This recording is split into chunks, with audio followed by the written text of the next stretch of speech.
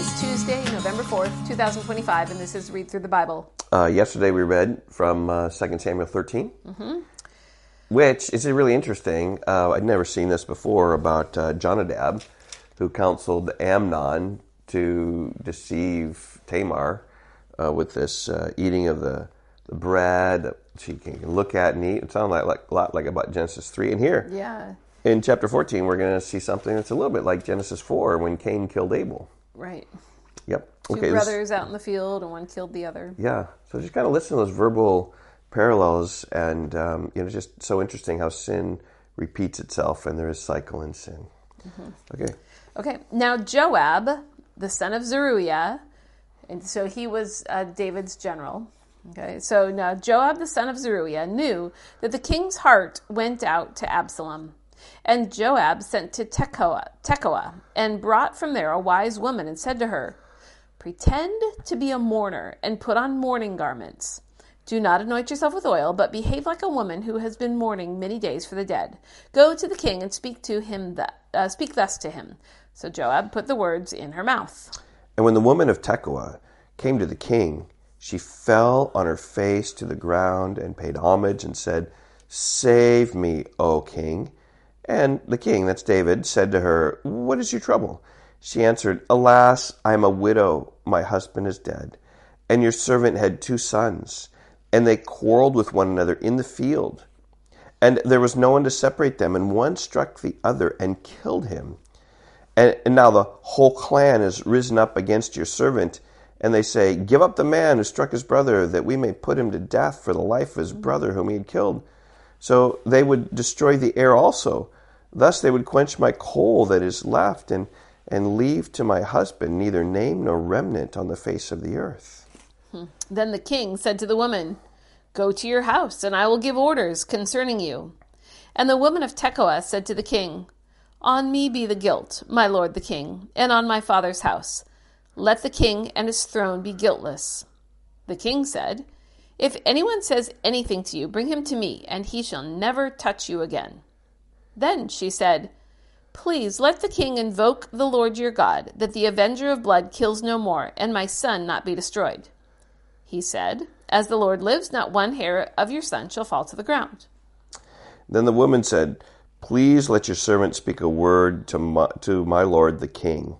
He said, "Speak." And the woman said, "Why then have you planned such a thing against the people of God? For in giving this decision, the king convicts himself, inasmuch as the king does not bring his banished one home again." Talking about Absalom, who's been away in Geshur for a couple of years. "We must all die. We are like water spilled on the ground, which cannot be gathered up again.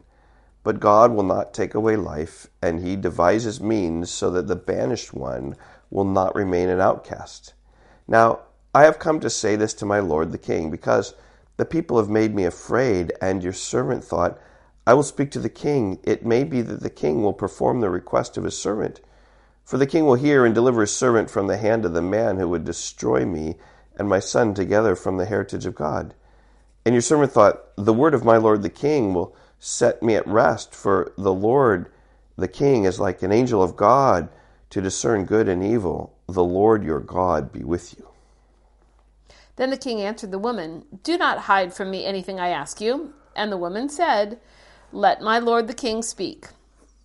Then the king said, "Is the hand of Joab with you in all this?" He smelled a rat. Yep. Because this story sounds too much like Amnon and Absalom. Right. The woman answered and said, "As surely as you live, my lord the king, one cannot turn to the right hand or to the left from anything that my lord the king has said. It was your servant Joab who commanded me. It was he who put all these words in the mouth of your servant, in order to change the course of the things your servant Joab did this. But my Lord has wisdom, like the wisdom of the angel of God, to know all things that are on the earth." Then the king said to Joab, "Behold now, I grant this. Go, bring back the young man Absalom." So he was convicted that just him being away is not good. Bring him back into the city. And Joab fell on his face to the ground and paid homage and blessed the king. And Joab said, "Today your servant knows that I have found favor in your sight, my lord the king, and that the king has granted the request of his servant. So Joab arose and went to Geshur and brought Absalom to Jerusalem. And the king said, "Let him dwell apart in his own house. He is not to come into my presence." And Absalom lived apart in his own house and did not come into the king's presence. Verse 25, now in all Israel there was no one so much to be praised for his handsome appearance as Absalom. From the sole of his foot to the crown of his head there was no blemish in him. And when he cut the hair of his head, for at the end of every year he used to cut it, when it was heavy on him, he cut it. I think that's going to be significant later. Yeah. The long, thick hair. Yep. He weighed the hair of his head 200 shekels by the king's weight. There were born to Absalom 3 sons and 1 daughter, whose name was Tamar. She was a beautiful woman.